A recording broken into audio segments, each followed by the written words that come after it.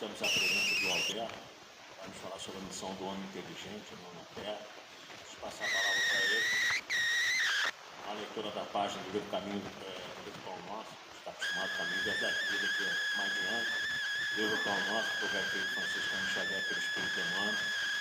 Capítulo 3, Estações Necessárias. É uma fala em Atos dos Apóstolos, capítulo 3, versículo 9.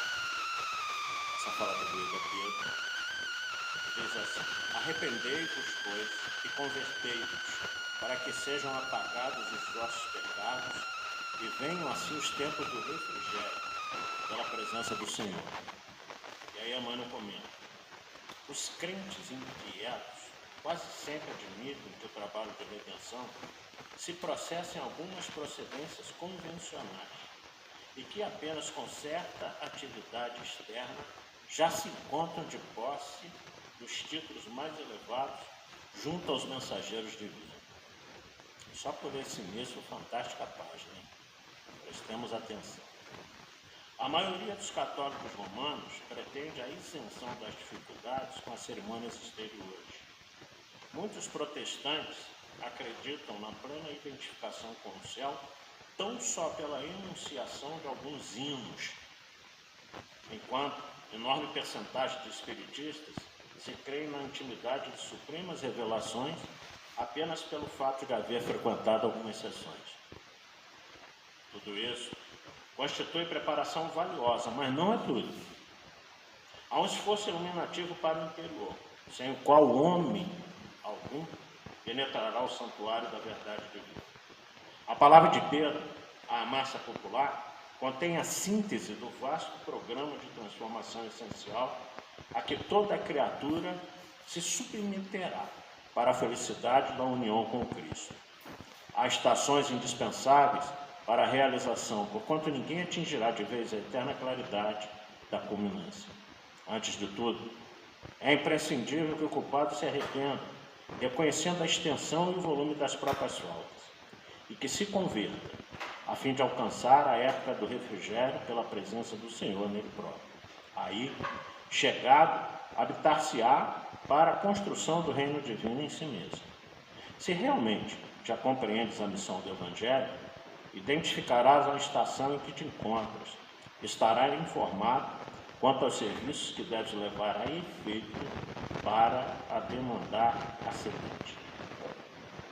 Bom, advertência em Emmanuel, interessante a muitos de nós, como ele diz aqui. Às vezes a gente acha que o que a gente faz já é suficiente, né? Mas é bom que ele aborda todos, né? Fala dos católicos romanos, fala dos protestantes e fala de nós espíritas também. Que por algumas tarefas que a gente desenvolva dentro do centro espírita, por algumas reuniões, a gente acha que já está tudo resolvido, né? Não é assim, damos falta de fazer muita coisa. E por mais que a gente faça, a gente tem que ter sempre a consciência de que a gente poderia ter feito mais. A gente poderia ter dado um pouco mais do que a gente realmente tem dado. Mas essa acomodação também, muitas vezes, faz parte do momento atual em que as pessoas se encontram. Como ele diz aqui, das estações em que nós nos encontramos. Então nós precisamos identificar em que estação nós estamos. Em que sentido quer dizer isso? O quanto eu realmente tenho trabalhado, o quanto eu posso ainda trabalhar, o quanto eu estou atrasado em determinados postulados dentro do Evangelho de Jesus. Como ele diz aqui também, porque a gente tem que fazer um esforço iluminativo muito grande. Não basta as tarefas, a gente tem que pensar também na construção da nossa individualidade espiritual, do nosso crescimento espiritual, do nosso crescimento moral. Eu gosto muito de umas quadrinhas do Wilton Pontes, e eu exibi aqui uma vez, uma palestra nossa sobre a Casa Espírita, e que a última quadrinha era mais ou menos assim. Poxa, eu ainda vou ter que reencarnar? Poxa, eu fiz tanta coisa lá no centro, né? Eu arrumava as sessões, as reuniões, eu ajudei na construção, eu edifiquei salas, eu cuidei disso, daquilo tudo, né? Então eu construí muita coisa lá no centro, e eu ainda vou ter que reencarnar? O Espírito respondeu para ele: sim, você construiu muita coisa de natureza material, mas você não se espiritualizou. Então você vai ter que voltar para continuar o seu aprendizado. Então isso é uma lição para todos nós. Para quem acha que está fazendo muita coisa, pare e pensa um pouquinho. A gente, na realidade, tem feito muito menos do que a gente poderia. Então, com essa lição da manhã de hoje, vamos elevar os nossos pensamentos ao alto, pedir a Jesus que nos ampare, em especial, nosso querido amigo Alberto, para o tema que ele vai nos trazer, de tamanha importância na manhã de hoje, que nós estejamos aptos a entender aquilo que ele nos trará fruto do seu estudo, do seu trabalho, missão do homem inteligente na Terra. Que Nossa Mãe Maria Santíssima envolva todos nós, em especial ele, seu mentor espiritual, para a lição da manhã de hoje. Ave Maria, cheia de graças, o Senhor é convosco. Bendita sois vós entre as mulheres, que bendito é o fruto do vosso ventre, nasceu Jesus. Santa Maria, Mãe de Jesus, rogai a Deus por nós, pecadores, agora e na hora do nosso desenlace. E assim, com essa prece, que nós possamos dar por aberto os nossos trabalhos na manhã de hoje. Que assim seja. Com a palavra, o nosso amigo Alberto.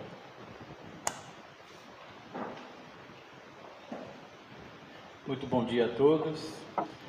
É com satisfação, né, que a gente traz o tema. E aqui no salão, né, todos são conhecidos, são amigos, né, da convivência diária. E a gente, aproveitando que a gente faz as nossas transmissões, né, e que a mensagem seja levada a outros corações, né, que seja tocada também e possa transformar essas pessoas que vão ouvir a mensagem da manhã de hoje. Aproveitando ali a leitura que foi feita pelo Robinson, então nós, os espíritas, temos uma grande missão, né, que é de propagar a mensagem do Cristo. Mas mais do que isso, a mensagem do Cristo não precisa ser, ela tem que ser não só a gente convencer as pessoas naquilo que a gente está falando, mas também dos nossos atos. Eu acho que é mais ou menos disso que ele estava querendo, essa mensagem que o que a mensagem está trazendo, é de quanto que as nossas ações no contato diário com as pessoas, né, com como que a gente lida com as várias situações, é que diz o quanto que a gente está realmente buscando ser melhor, né? Então a gente tem que fazer essa reflexão. E aí a proposta da fala de hoje é falar do capítulo 7, na missão do homem inteligente na Terra. E antes de a gente entrar necessariamente no tema, como eu queria só dar uma revisada em alguns conceitos, para que aquele que possa ouvir ouvir hoje no Facebook, no YouTube, posteriormente, ele possa ser tocado também, que a gente acaba compartilhando, né? E nós, creio que todo mundo que está aqui no salão é espírita, mas nós temos os simpatizantes e aqueles que têm curiosidade de saber, né, o que o espírita tem de diferente, né? O espírita é aquele que reconhece as suas dificuldades e luta para ser melhor a cada dia. Então vamos ao tema propriamente dito. Então, como eu disse, ele está essa passagem está no Evangelho segundo o Espiritismo, no capítulo 7. E aí, esse capítulo, é um subtítulo lá, né? Ele é o Bem-aventurado os pobres de espírito. E o que são os pobres de espírito? Os pobres de espírito, para Caibá Schutel, né, que foi um eminente divulgador da doutrina, está no livro dele, os pobres de espírito são os humildes, que nunca mostram saber o que sabem e nunca dizem ter o que têm. A modéstia é o seu distintivo, porque os verdadeiros sábios são os que sabem que não sabem. E o quanto que a gente é pobre de espírito, né? O quanto que a gente tem buscado ser mais humilde perante, voltando ali à fala do Robinson, o quanto que a gente ainda, quando a gente se dedica um pouco a determinada instituição religiosa, principalmente aqui no centro, o quanto que a gente se acha melhor que o outro. Eu me dedico bastante ao centro, eu já cheguei em um grau de iluminação, a gente acha que a gente ainda, muitas das vezes, considera melhor do que outras religiões. E, na verdade, religião é só uma denominação, né? O que vai te elevar espiritualmente é a sua conduta. E vamos lá, e aí a gente precisa falar um pouquinho também do que a doutrina está trazendo para a gente, para aquele que ainda não... no meu contato diário com as pessoas, às vezes as pessoas fazem um entendimento do que é o espiritismo, e muitas vezes distorcida. Aí você precisa dar uma explicação para ela de que a gente aqui não tem nenhum grande ritual, que a gente não tem dança, que a gente não tem isso, que não tem aquilo. E aí eu vou trazer um pouquinho desses pontos. O que a doutrina traz para a gente? A existência de Deus e sua obra, né? A existência e imortalidade da alma, a evolução dos espíritos, a pluralidade das existências dos espíritos, a pluralidade dos mundos habitados, a comunicabilidade dos espíritos, a moral dos espíritos superiores. E quais são os atributos de Deus? O que vocês imaginam quais são os atributos de Deus? Quando a gente vai falar dos atributos de Deus, Ele é eterno, né? Deus. Alguém questiona isso, que Deus é eterno? Questiona, Tiamat? Não, né? Ele é imutável, né? A imutabilidade. E aí tem... a gente tem uma concepção de que Deus é um ser barbudo, né? Com uma expressão de superioridade, né? de sábio. Então ele é imaterial, a gente não consegue, ele não tem materialidade como nós, os encarnados. Ele é único, né? Ele é a onipotência, ele é justiça e bondade soberanas. Então quando a gente pensa em Deus, e isso vai fundamentar o que o Espiritismo vai trazer para a gente e vai dar um fundamento para a gente nas falas posteriores. E a sua obra?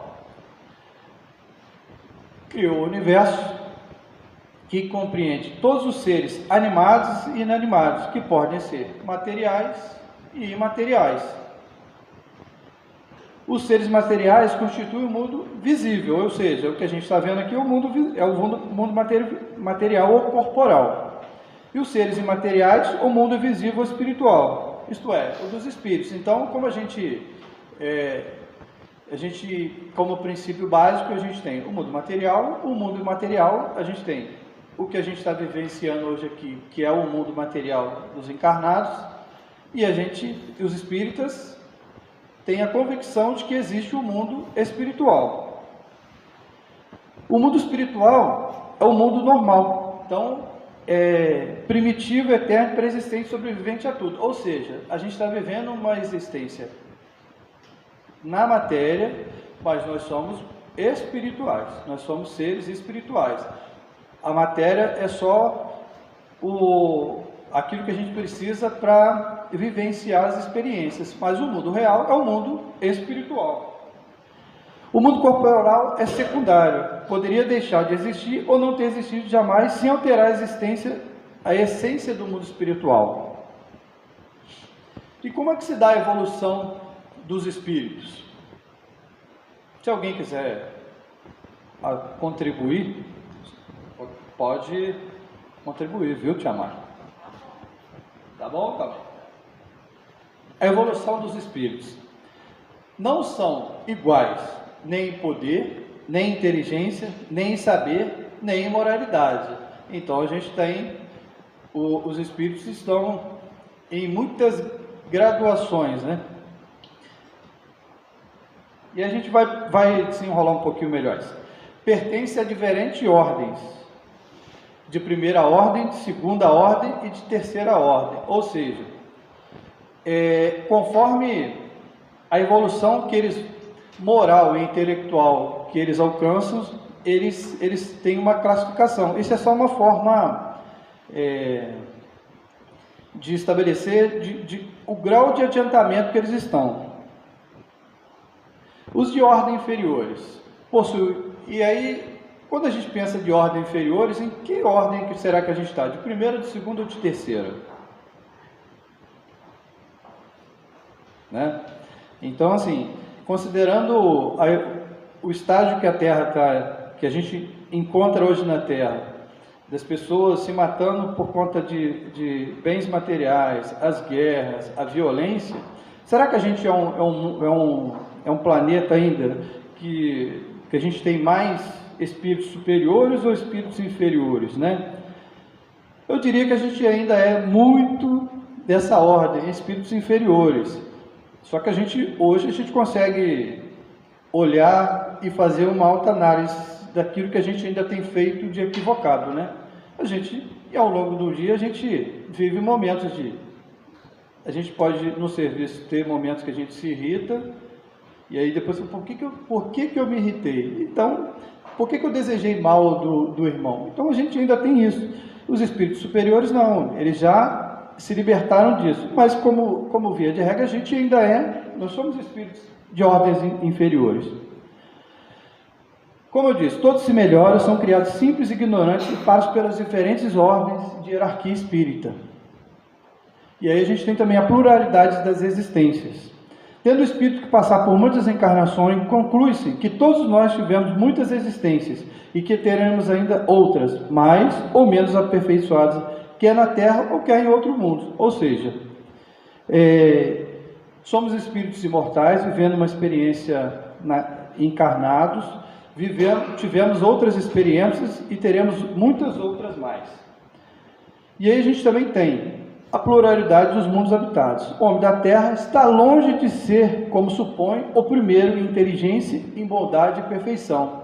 Por muito tempo, as religiões tradicionais trouxeram isso, que a Terra era o centro do universo, que o homem foi criado, né, por Deus, e não existia nada além do como se a gente fosse o centro da Terra.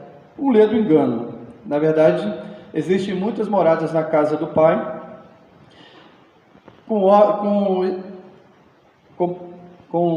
orbes muito mais evoluídas do que a nossa, principalmente em perfeição, né?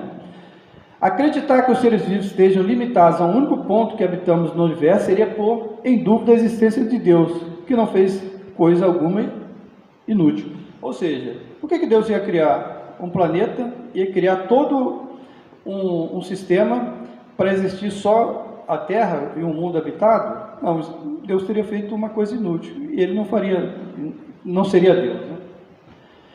E a gente também, como princípio, a comunicabilidade dos espíritos, ou seja, as comunicações dos espíritos podem ser ocultas, ou seja, a gente pode receber as intuições, a gente pode receber informações por sonhos. As comunicações também podem ser ostensivas através dos médios. Então, a casa espírita não é para fazer comunicação, não existe ela existe para amparar, é escola, é hospital, mas aqui a gente tem as reuniões mediúnicas que a gente pode ter essa comunicação, mas ela não está restrita à casa espírita e nem às reuniões mediúnicas. Os bons espíritos nos incitam ao bem, sustentam nas provas da vida, nos ajudam a suportá-la com coragem e resignação. Ou seja, a gente tem espíritos de ordens superiores que nos amparam ao longo da nossa existência. A gente está sempre preparado por bons espíritos. Só que eles nos amparam, mas eles não tomam a nossa mão e vai fazer aquilo que nos cabe. O que a gente tem que fazer é ser melhor e eles estão sempre auxiliando. Os maus espíritos nos impedem para o mal. É para eles um prazer ver-nos sucumbir e nos identificar com eles. Ou seja, essa comunicação, essa influência, ela vai se dar naquilo que a gente está vivendo. Se a gente não busca se melhorar, a gente vai atrair maus espíritos e eles estão sempre nos incitando para que a gente não consiga alcançar o nosso grande objetivo, que é a elevação moral.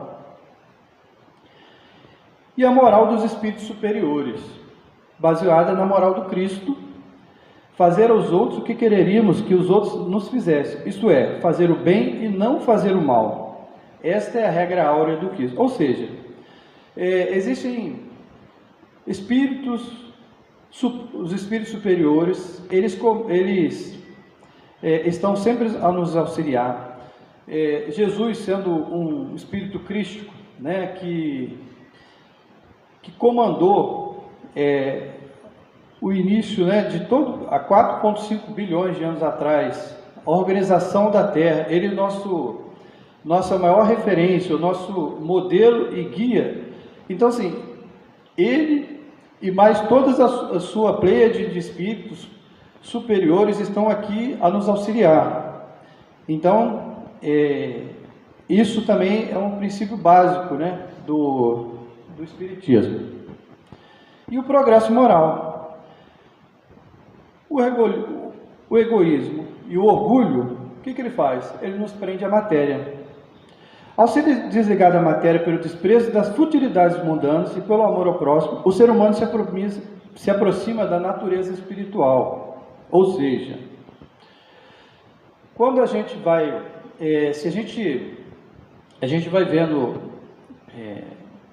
se a gente parar para assistir televisão, né, ou se a gente sair de casa para o contato com o mundo, né, eu vou no shopping, eu vou trabalhar mesmo, você vê tudo aquilo que as pessoas têm como, somente nas propagandas, compra uma casa, mora em tal lugar, tem um carro, tem isso, e a gente acaba se apegando a isso. E aquele que foi, a gente precisa sair para trabalhar, a gente precisa ter uma boa saúde, mas a gente não tem que se apegar àquilo que é do material. O material, ele é para viver as experiências aqui, mas como a gente se apega a ele, a gente acaba atrasando nessa evolução. E aí, o que a gente vê muito aí, briga por herança, né, o consumo desenfreado.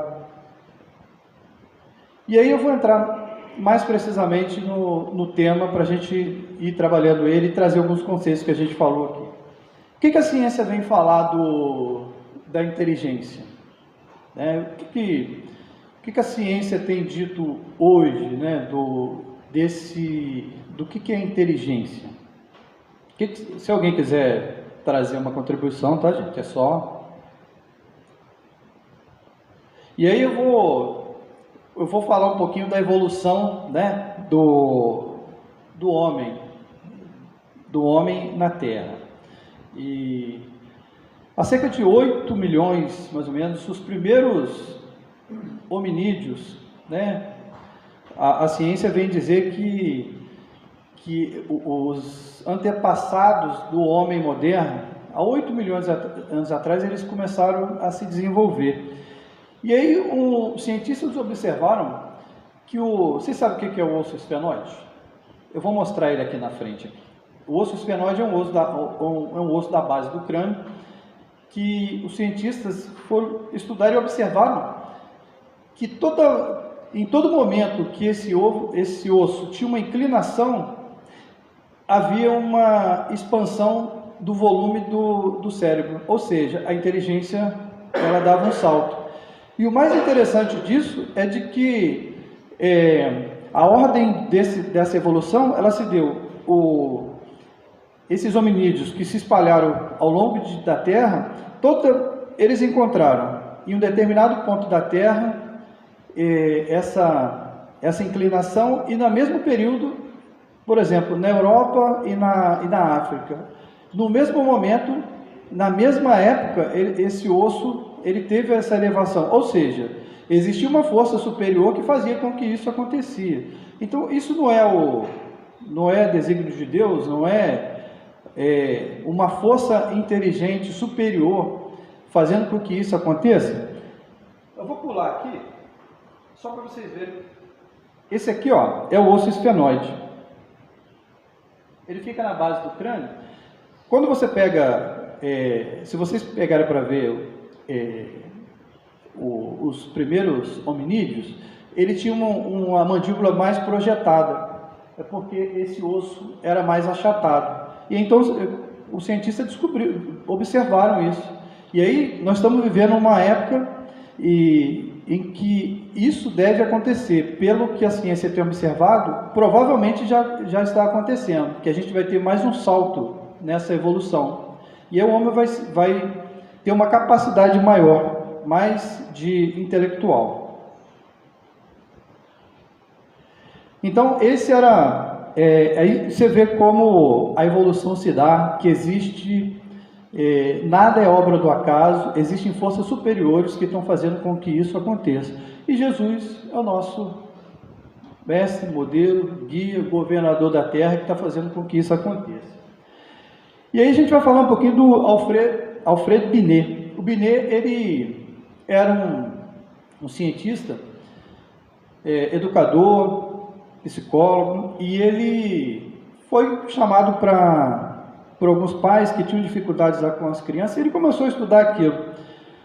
E aí para ele existe que toda criança tinha capacidade de aprender. Ele estudou um pouco da inteligência dessa forma. Então, dizendo que todo mundo tinha capacidade de aprender. E foi baseado nos estudos dele que chegaram lá aos testes de QIs, hoje muito aplicado aí. Então, eu falei assim, o QI médio por volta de 100, e foi baseado nos estudos dele. Então, assim, ele também estudou a inteligência, né? Ele também deu a contribuição dele.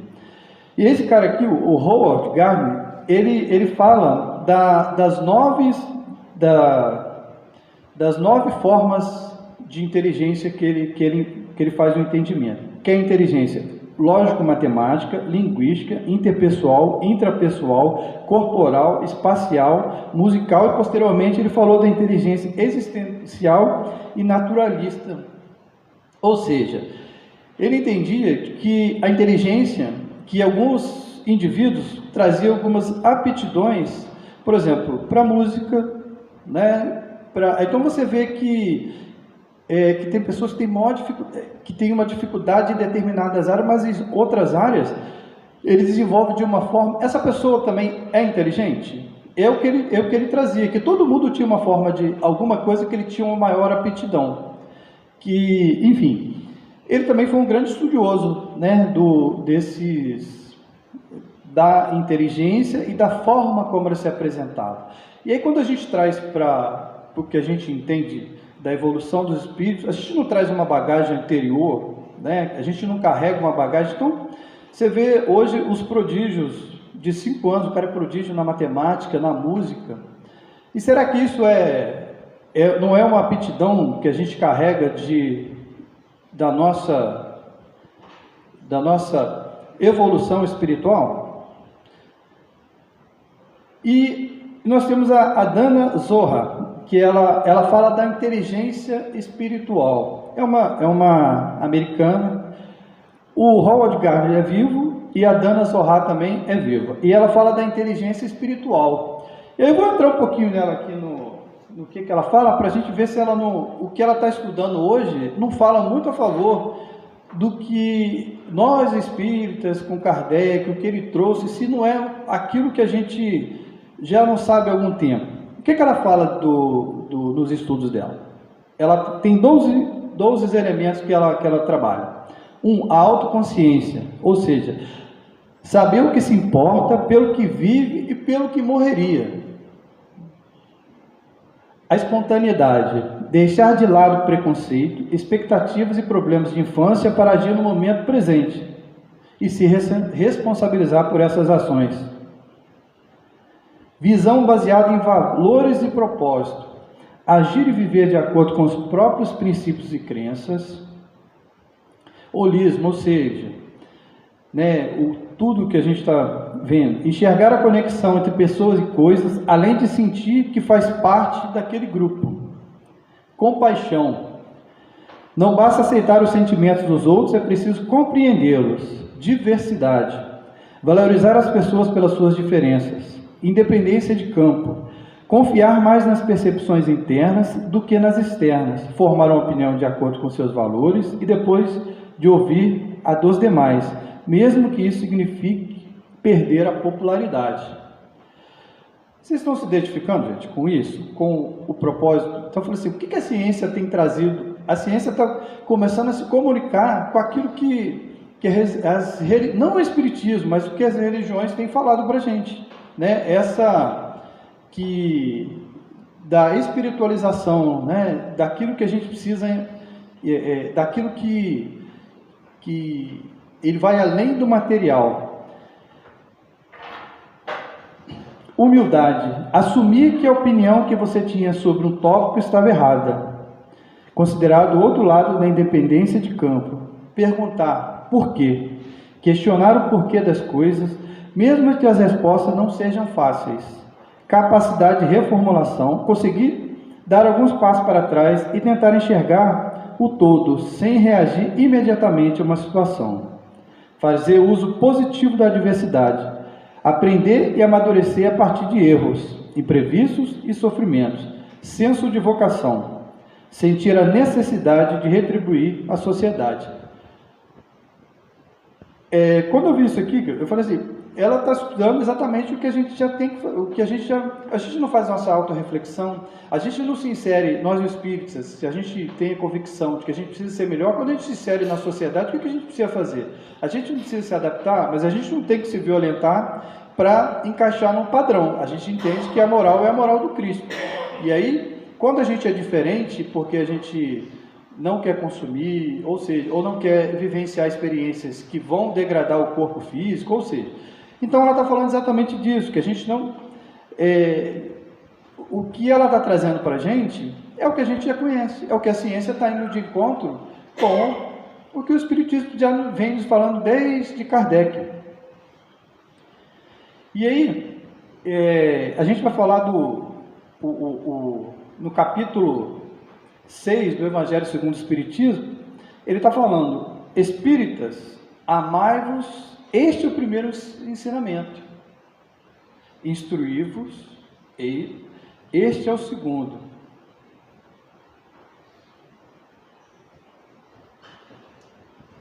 E aí, gente, quando a gente se reporta a essa parte, ele está dizendo assim,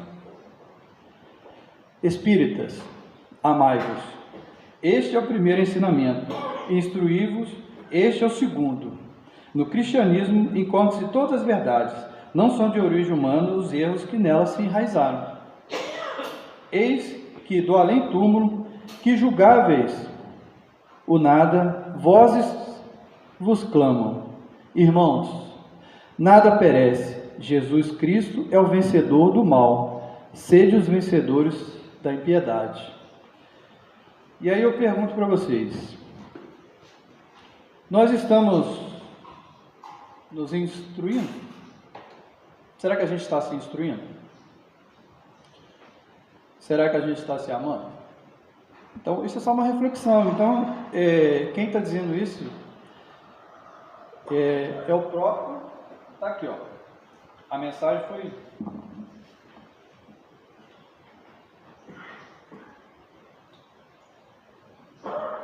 O Espírito de Verdade, Paris, 1860.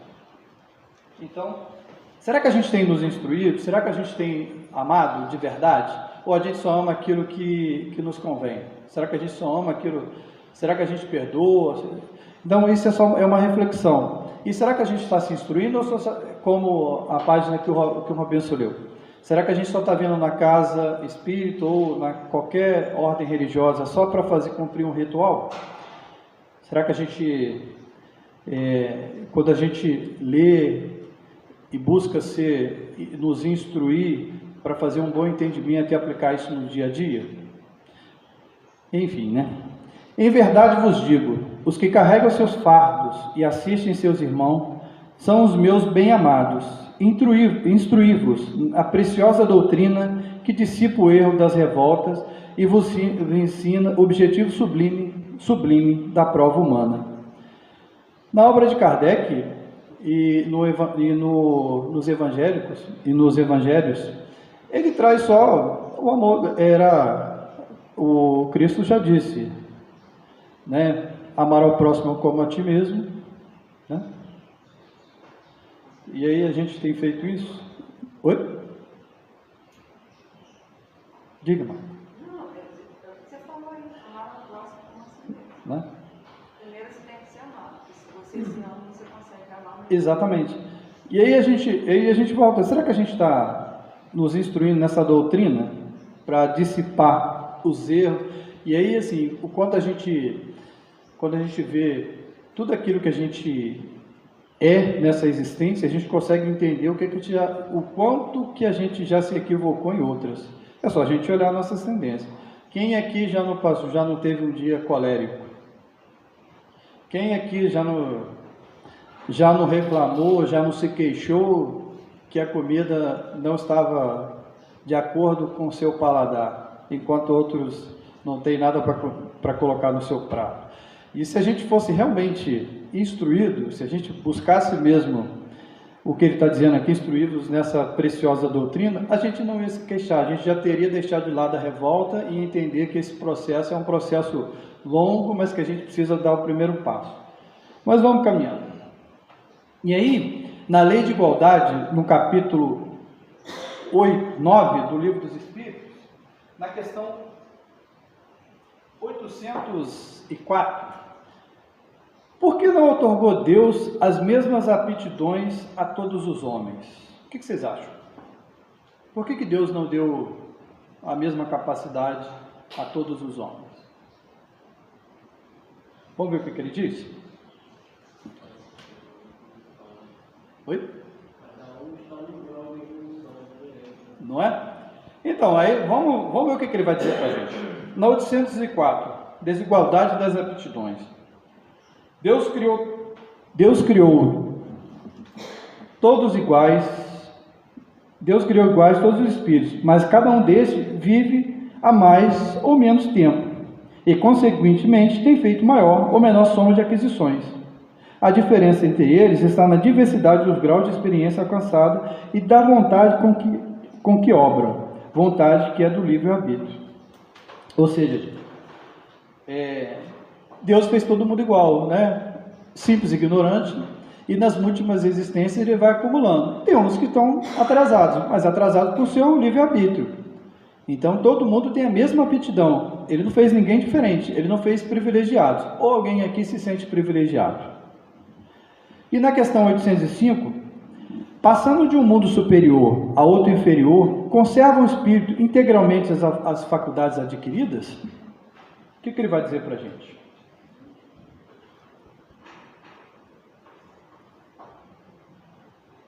O que vocês acham?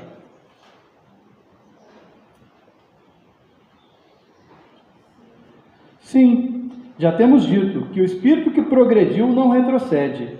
Poderá escolher no estado de espírito livre um invólucro mais grosseiro ou uma posição mais precária dos que já teve. Porém, tudo isso para ele servir de ensinamento e ajudá-lo a progredir. Aí ele tem uma notinha aqui. Assim, a diversidade das aptidões entre os homens não deriva da natureza íntima da sua criação, mas o grau de aperfeiçoamento a que tenham chegado os espíritos encarnados neles. Ou seja, ele conserva. Só que, quando você, em uma encarnação, ele pode vir no corpo com uma limitação orgânica, e não, mas aquilo que ele acumulou não vai ser retirado dele. Ou seja, então você pode ter espíritos aí que veio de uma forma bem, ele está aqui nessa existência limitada, porém, o que ele acumulou é do espírito.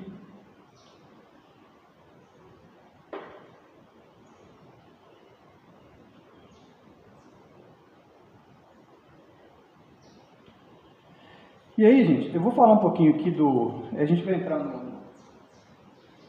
vamos falar um pouquinho do que a gente tem vivido hoje, para a gente concluir uma ideia. O que para vocês é a felicidade na Terra? É possível ser feliz na Terra? Oi? Não é? Então, assim, é possível você acordar e dizer que eu estou tão bem, enquanto o seu vizinho não tem o que comer, se você mora sua mesa está farta e o seu vizinho. Se a gente tem que ser solidário, se nós somos espíritos que a gente tem que ser solidário, amar o próximo. Se eu tenho alimento à mesa e o meu vizinho não tem, como que eu posso ser feliz? E aí a gente volta naquilo. Eu estou sendo o quê? Não sou egoísta? Não é? E aí, o quanto de egoísmo a gente ainda não tem? Que a gente vem aqui e dá um determinado valor para o auxílio na casa e acha que está dando muito. E aí a gente precisa, porque a gente não pode abrir mão de um determinado conforto. Enquanto outros espíritos, se a gente for o Divaldo, Chico, tantos espíritos aí que fizeram trabalhos enormes, e assim, eles não tinham nenhuma grande condição financeira, mas eles amavam mais do que a gente ama. Então a felicidade na Terra é relativa àquilo que a gente está vivendo, mas enquanto nos espíritos, nos mundos superiores, a felicidade é plena, porque todo mundo vive uma igualdade. Aqui não, a gente ainda tem as discrepâncias.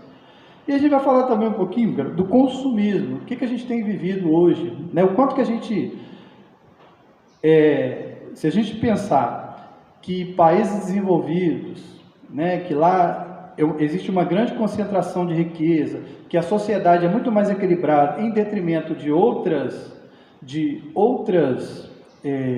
regiões do planeta, principalmente na África, em parte da América Latina. O que essas pessoas que tiveram essa chancela do Cristo, que receberam um dom, o que eles têm feito para equilibrar isso? O que a gente tem feito para trazer equilíbrio a essa sociedade que a gente vive? É para a gente refletir sobre isso. E como é que está essa concentração de riqueza no mundo? Então, assim,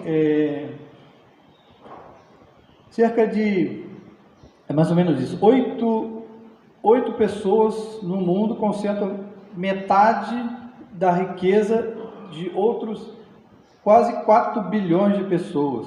Por que está concentrado na mão? O que eles têm feito com essa riqueza para equilibrar o mundo? E no Brasil também não é muito diferente, não. A gente tem concentração de riqueza, a gente tem bolsões de pobreza, de extrema pobreza. E será que aquele que recebeu não recebeu um dom? Aquele que faz uso da sua capacidade intelectual, ou social, ou econômica, ele está incorrendo num equívoco, né? Que ele não está auxiliando aquele que está um pouco... mesmo que ele seja um espírito comprometido, é a obrigação daquele que tem mais auxiliar aquele que tem menos.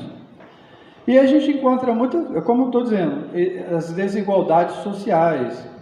E se a gente for trazer em Volta Redonda, quem aqui, quais os centros, quais as instituições religiosas que não assistem famílias em condições precárias?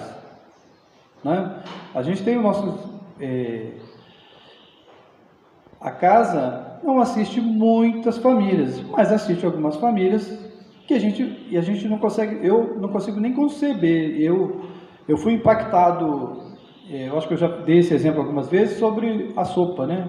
O dia que eu fui levar, o quanto que eu fiquei impactado com aquilo, o quanto que eu sou um privilegiado de ter coisas que para mim eram básicas e para outros tem com grande dificuldade. E a gente vai falar também um pouquinho do egoísmo e do orgulho. Então, fala assim, o quanto que a gente ainda é orgulhoso, o quanto que a gente é egoísta, que a gente ainda não consegue desapegar daquilo que a gente quer, a gente só pensa em o quanto que eu preciso estar bem e o quanto que eu não tenho feito nada para aqueles que estão no meu entorno ficarem bem também. Então, assim, quando a gente traz o núcleo familiar, quantos aqui já não teve conflito com a família? Porque a gente acha que a gente é melhor que ele. Não, o que eu estou fazendo está certo. É ele que tem que se adequar ao meu... E a gente não é egoísta? Então, a gente está trazendo só para um núcleo pequeno. A gente está falando no macro, que é a sociedade em si, a gente também faz a mesma coisa. Eu me sinto injustiçado pelo meu chefe, eu me sinto injustiçado pelo meu pai, que não me deu a atenção que eu merecia. Isso não é orgulho? Então a gente ainda vive essa chaga, né? Que é do orgulho, do egoísmo e da vaidade. E a gente também tem que pensar aqui, e da reencarnação? A gente tem essa convicção, né? Que somos espíritos milenares, vivendo essa experiência de que a gente vai um dia deixar esse planeta. E o que a gente está levando de bagagem daqui? Né? O que a gente tem feito? O quanto que a gente tem desapegado, o quanto a gente tem amado, o quanto a gente tem auxiliado os irmãos mais necessitados que nós, né?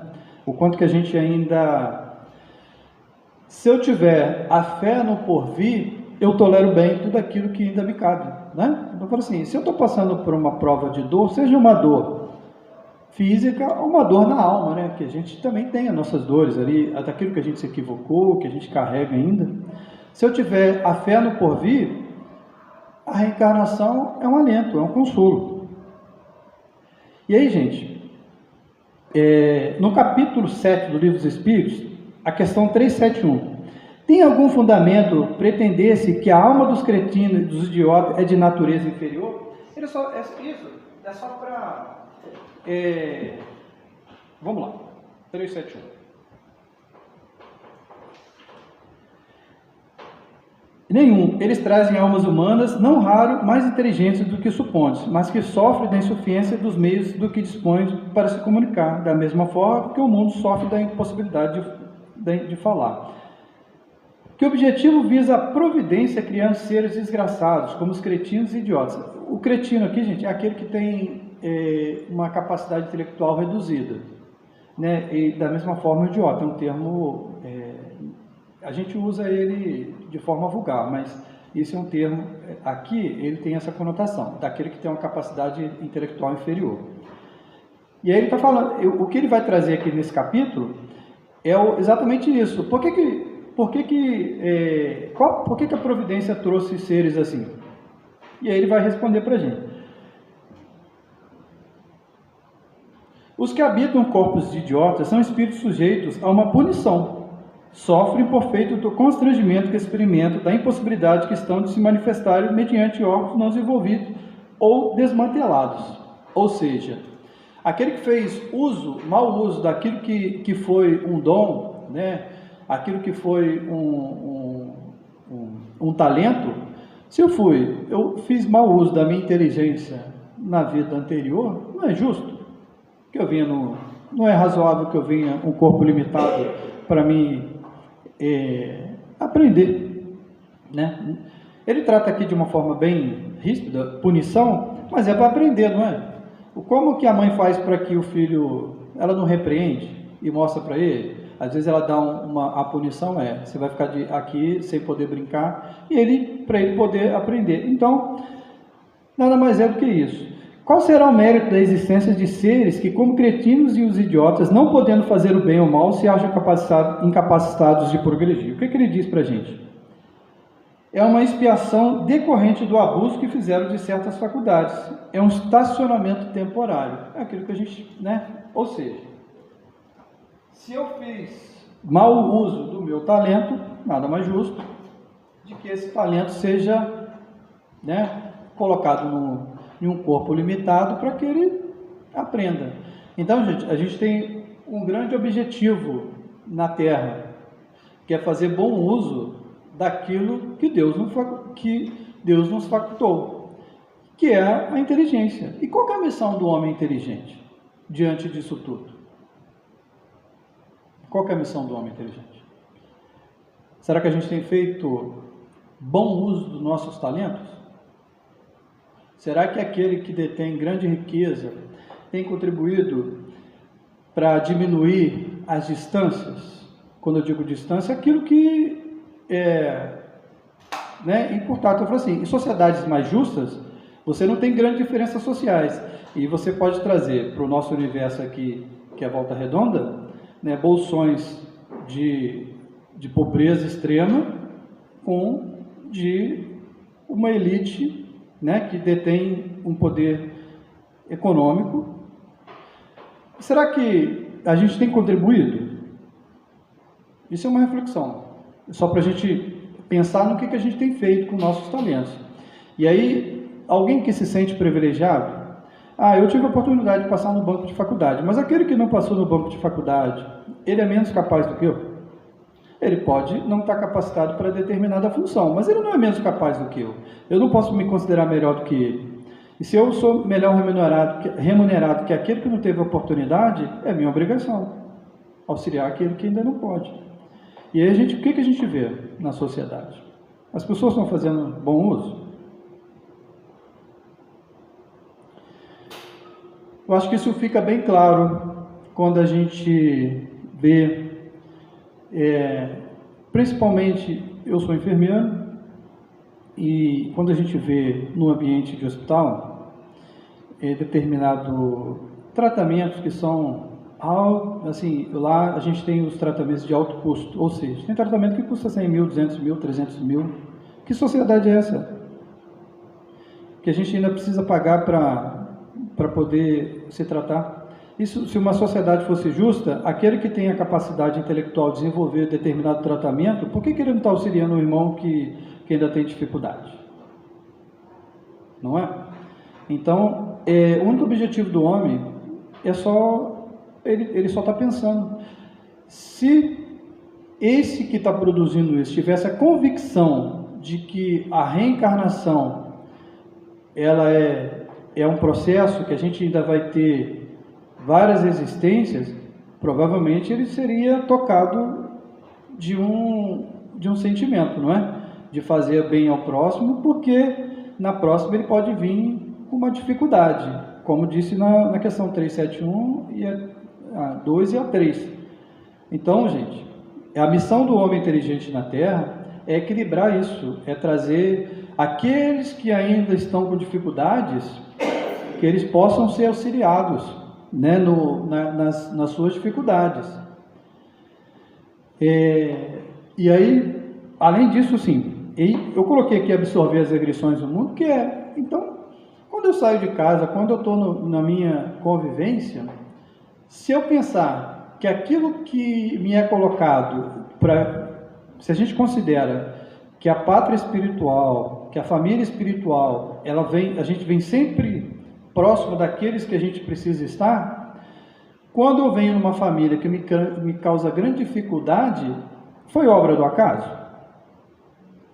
Não, né? Não foi obra do acaso. Deus não coloca, ele não me coloca num país ainda subdesenvolvido como o Brasil, não por obra do acaso, hoje eu vou criar um espírito aqui e vou botar ele lá no Brasil. Não. Existe uma razão de você estar no seu grupo familiar, você estar vivendo em uma sociedade como Volta Redonda, no estado do Rio, no Brasil. E aí, se eu faço uso daquilo que a doutrina nos diz, instruí-vos para que você aceite as revoltas, aquilo que a gente entende, e aí eu entendo como agressão, tudo aquilo que a gente está convivendo no dia a dia, que é aquele que eu causei o mal, ele ainda carrega no seu inconsciente aquilo da dificuldade dele. Então, quem de nós aqui já não disse, nossa, eu não fui com a cara daquele fulano, não é? Se a gente não disse, a gente ainda tem. Então, assim, existe uma animosidade dentro do nosso coração que é inconsciente, que a gente precisa trabalhar isso. E aí, esse que a gente precisa estar com ele, que seja o chefe, que seja o pai, que seja a esposa, que seja... Ele está ali não por obra do acaso. E se eu me instruir, se eu já adquirir uma capacidade intelectual para fazer o entendimento, eu vou aprender a conviver com isso, com essas agressões. E o outro ponto é perdoar sempre. Aquele que perdoa, ele liberta o seu coração. E perdoar é fácil? Perdoar é fácil? Não. Mas a gente não precisa? Não é? A gente não precisa se libertar? É como quando a gente turva nosso coração de um sentimento ruim, a gente demora muito tempo e a gente fica vibrando em uma frequência que não é boa. E aí a gente precisa aprender a lidar com isso. E aí a doutrina espírita, se a gente aprendeu a absorver as agressões, se a gente precisa auxiliar aqueles que estão retardatários, se a gente tem uma capacidade maior, se a gente já entende, por que a gente ainda tem dificuldade de perdoar? Mas perdoar, não quer dizer que você vai amar o outro, não é? Você precisa se libertar daquilo que ainda que aquilo que está no seu coração, né? E a gente precisa pensar como espírito imortal. A gente está vivendo uma experiência, vai sair daqui, vai carregar essa bagagem, e todo aquele equívoco que a gente cometer, todo aquilo que foi dado como talento e a gente fizer mau uso, a gente não vai ter que fazer o acerto dessa conta. E aí a gente vai implorar por uma nova existência que dessa vez, provavelmente todos nós aqui pedimos muito para estar essa encarnação para acertar aquilo que a gente se equivocou. Será que a gente já conseguiu nessa existência já reparar os equívocos que a gente cometeu? Né? Certamente que eu ainda vou levar alguns, que eu ainda tenho muita dificuldade, mas o Espiritismo, ele trouxe isso para a gente, né? Que a gente é espírito imortal, que a gente precisa se esforçar ao máximo para ser melhores. E acima de tudo, nós somos vítimas? Vocês acham que vocês são vítimas? Alguém aqui é vítima? Né? Provavelmente nós somos mais algozes do que vítimas, né? Claro que a gente já sofreu, a gente vivenciou experiências, mas certamente a gente foi muito mais algoz do que vítima, né? Que a gente ainda carrega essa existência, provavelmente foi um parcelamento daquilo que a gente, se os espíritos superiores que comandam tudo isso, colocasse tudo aquilo que a gente tivesse que viver nessa existência para a gente nos acertar, a gente não ia dar conta. Então está vindo parcelado. Então está vindo aquele que nos causa dificuldade, a gente está vendo com uma dificuldade, às vezes econômica, às vezes, né, de uma debilidade física, porque veio parcelado, gente. Que os espíritos superiores, comandados por Jesus, né, ele coloca para a gente aquilo que a gente ainda consegue realizar nessa existência. Alguns espíritos são espíritos que já alcançaram essa ordem superior, eu certamente que não. Eu acho que daqueles que convivem no dia a dia, vão dizer que você vive dias bons, dias ruins, mas se a gente vive mais dias bons, a gente está se melhorando, né? Será que, né, como dizia Santo Agostinho, que ao longo do dia, ao final do dia, eu posso fazer a reflexão e saber daquilo que eu fiz de errado, para que no próximo dia não me equivoque novamente. Para não me alongar mais, para a gente finalizar, eu trouxe só isso está na Revista Espírita, de janeiro de 1864. Questões e problemas. Progresso nas primeiras encarnações. No ponto em que estamos, a inteligência está bastante desenvolvida para permitir ao homem julgar criteriosamente o bem e o mal. E é também nesse ponto que a sua responsabilidade é mais seriamente comprometida, porque não mais se pode dizer o que dizia Jesus: perdoai-lhes, Senhor, pois não sabem o que fazem. Allan Kardec. Então, o que a gente pode dizer que a gente não sabe o que está fazendo? O espírita pode dizer isso? Dizer que não sabe? Não, né?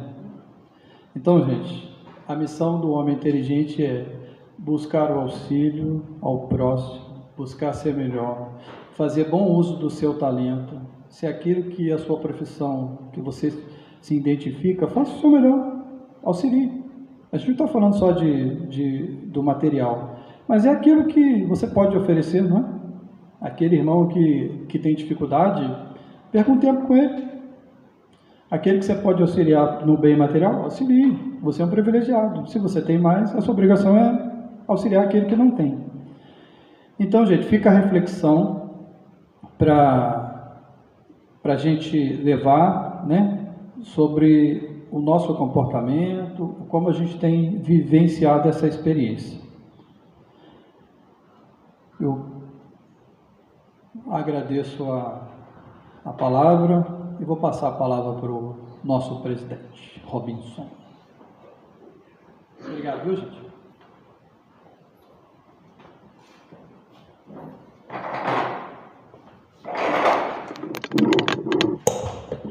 Agradecemos ao Alberto pelo estudo da manhã de hoje, que Deus abençoe. Quarta-feira que vem, o Argueiro e a trave no olho para o João Carlos. E no outro domingo, não julgueis para não ser julgado, o Rogério, que está lá atrás. Lembrando a vocês que todo final da palestra nós temos aquele cafezinho, chá fraterno lá fora. E começando aqui, nós estamos com uma ideia, né, Martinho? Que a gente vai ver se consegue já nessa quarta-feira. Não, né? Não vai dar tempo, né?